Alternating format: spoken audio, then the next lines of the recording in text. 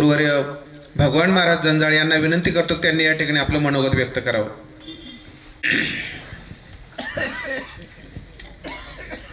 लोकाभिरामं रणरंगधीरं राजीव नेत्रं रघुवंशनाथं कारुण्य सिंधु करुणाकरंतं श्रीरामचंद्रं शरणं प्रपद्ये. मनोजवं मारुततुल्य वेगं जितेन्द्रियं बुद्धिमतां वरिष्ठं वातात्मजं वानरयुक्तं श्रीरामदूतं शरणं प्रपद्ये. आज या पवित्र एका आजान स्थळावरती महारुद्र मारुतीराय यांच्या हनुमान चालीसेच्या निमित्तानं या ठिकाणी आलेले सर्व हिंदू बांधव, तुमच्या सर्वांच्या चरणी एकदा हा धर्मसेवक नतमस्तक होतोया. सर्वांनी आपण एक वेळेला श्रीरामाचा जय जयकार करूया, मग बघूया. जय श्रीराम.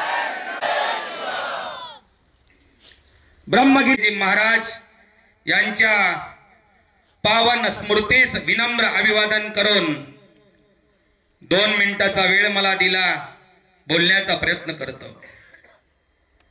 सज्जनहो, ज्या महाराष्ट्रात आपण जन्माला आलो तो महाराष्ट्र साधू संतांच्या पदस्पर्शानं पावन झालेला आहे. देशवीरांच्या रक्तानं ही भूमी पवित्र झालेली आहे. महाराष्ट्रात आलेला प्रत्येक मानव हा भाग्यशाली आहे. महाराष्ट्र कुणाला म्हणावं? अरे महाराष्ट्र त्यालाच म्हणावं. महाराष्ट्र महाराष्ट्र महाराष्ट्र म्हणजे काय? महिषासुरासारख्या अफजल खानाचा कोथळा बाहेर काढणारा महाराजांचा हा महाराष्ट्र आहे. महाराष्ट्र महाराष्ट्र महाराष्ट्र म्हणजे काय? हजारो पठाणाला एकटाच सामोरी जातोय त्या माझ्या तानाजी मालुसऱ्यांचा हा महाराष्ट्र आहे. महाराष्ट्र महाराष्ट्र महाराष्ट्र म्हणजे काय? अरे धर्म मार्तंडानं इंद्रायणीच्या पाण्यामध्ये बुडवलेला गाथा हा लाहीप्रमाणे तरंगतो त्या माझ्या तुकोबरायाचा हा महाराष्ट्र आहे. महाराष्ट्र महाराष्ट्र महाराष्ट्र म्हणजे काय? तर कर्जाचं ओझं सोचून सोचून सोचून आत्महत्या करणाऱ्या या शेतकरी राजांचा हा महाराष्ट्र आहे. महाराष्ट्र महाराष्ट्र महाराष्ट्र म्हणजे काय? अन्याय अत्याचार जुलूम सहन केले, डोळ्यातले बुबलं बाहेर पडेपर्यंत धर्म सोडला नाही त्या माझ्या संभाजी राजाचा हा महाराष्ट्र आहे. आणि अशा पवित्र महाराष्ट्रामध्ये तुम्ही आम्ही जन्माला आलोत. आपल्यासारखं भाग्यवान दुसरं कोणी नाही. पवित्र ते कुळ पावन तो देश जेथे हरीचे दास जन्म घेती. अशा पवित्र महाराष्ट्रात जन्माला आलो.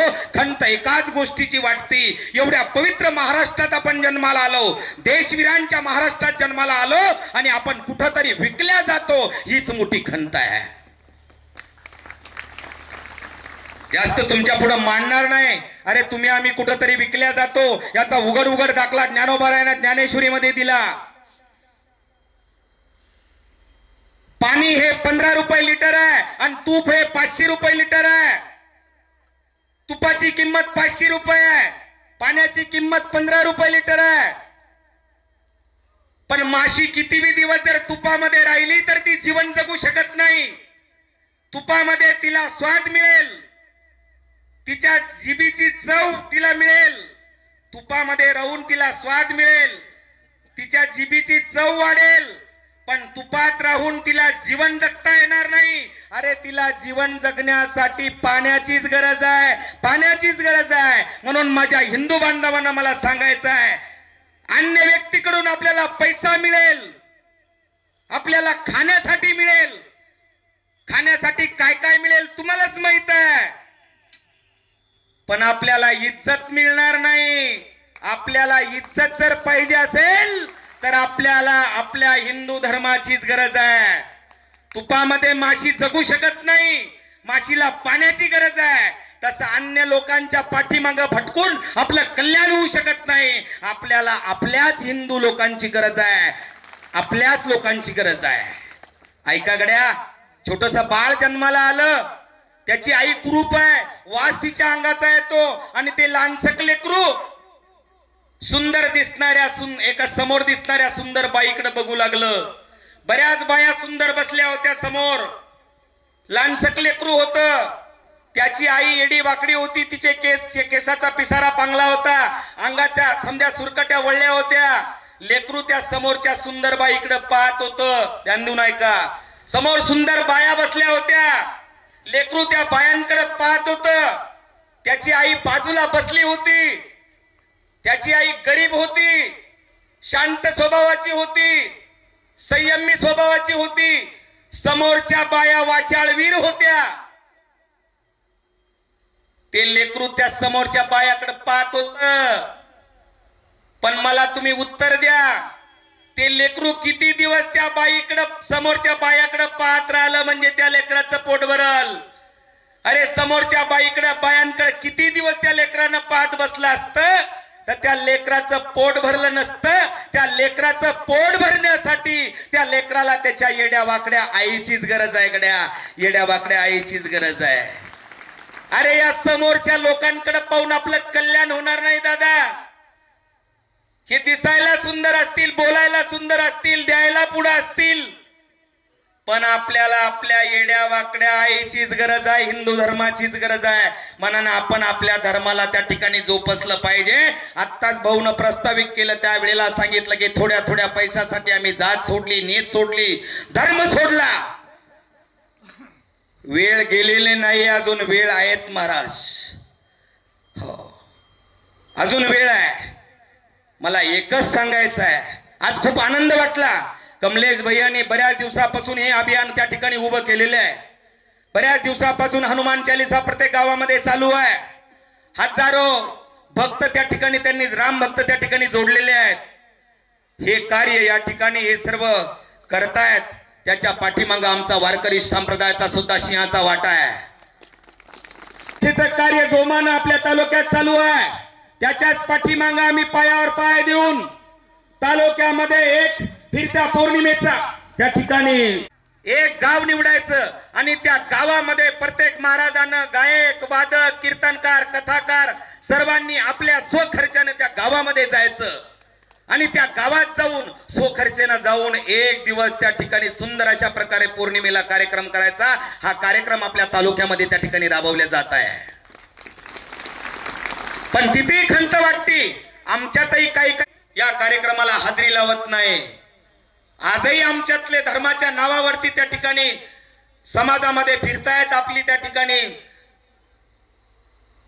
पोटाची खळगी भरतायत, अजूनही ते धर्माच्या कार्यक्रमामध्ये सहभागी नाही. वेळ प्रसंगी अशा लोकांना सुद्धा आपण जागा दाखवायला हवी. त्यांना सुद्धा सांगायला पाहिजे की तुम्हाला धर्म सांगायचा अधिकार नाहीये. तुम्ही धर्माच्या विरोधात जर उभे राहत असेल तर तुम्हाला धर्म सांगायचा अधिकार नाहीये. फिरत्या पौर्णिमेचा कार्यक्रम आमच्या माणिक दादांचा संकल्प आहे.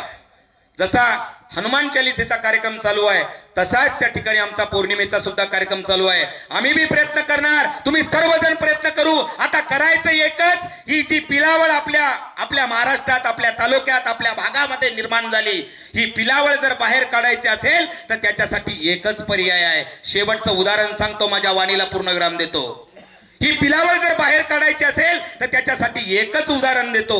पूर्वीला लोक सकाळी शेतात जायचे, आता लोक सहसा करून सकाळी शेतात जात नाही. कारण पहिला ना आताचा फरक आहे. पहिले लोक सुखाची चांदणी निघली की उठत होते, आता सुखाचा चांदणा निघतो तरी लोक उठत नाही. ही शोकांतिका आहे. पहिले लोक सकाळी शेतात जात होते आणि बाई मागून भाकर घेऊन जात होती. असा एक म्हातारा शेतात गेला, मागून म्हातारीनं भाकर आणली आणि महाराज ज्वारीची भाकर होती, सुंदर असा ठेचा त्याच्यावर होता आणि बाजूला एक कांदा आणला होता. कांदा म्हातारा जेवायला बसला आणि कांदा बघितला, कांदा घेतला. कांदा कापायला चाकू नव्हता, कांदा कापायला पावसी नव्हती, कांदा कापायला विळा नव्हता. अरे तो कांदा कापण्यासाठी त्या म्हाताऱ्यानं कोणत्याच शस्त्राचा वापर केला नाही. त्या कांद्याला त्या म्हाताऱ्यानं पकडलं, आपल्या गुडघ्यावर ठेवलं आणि कांद्यातलं एक वैशिष्ट्य आहे, कांद्यामध्ये भाऊ एक पिल्लू राहतं. पिल्लू कांद्यात पिल्लू राहतं. त्या म्हाताऱ्यानं कोणतंच शस्त्र वापरलं नाही. आपले हे 5 एका ठिकाणी केले, हे 5 एका ठिकाणी केले. कांदा गुडघ्यावर ठेवला, 5 एका ठिकाणी केले आणि एका बुक्क्यात पिल्लू बाहेर काढलं. अरे दादा, तुम्हाला जर आपलं पिल्लू बाहेर काढायचं असेल तर सारे पाचीचे पाची एकत्र या रे. जातीपातीचं त्या ठिकाणी राजकारण करू नका. जातीपातीमध्ये हिंदू धर्म त्या ठिकाणी आपला खतऱ्यात येईल. मग आमच्या दादांनी सांगितलं जातीपातीचा विषय नाही, हिंदू धर्म म्हणजे हिंदू धर्मच आहे. मी त्याच्यावर बोलणार नाही. आपण सर्वांनी एकत्र या आणि एका बुक्कीत आता पिल्लू बाहेर काढा. अजून वेळ गेलेली नाही. रहेंगा बगीचा तो फूल फुलेंगे, रहेंगा बगीचा तो फूल फुलेंगे, बचेंगी किस्मत तो फिर मिलेंगे. जय श्री राम.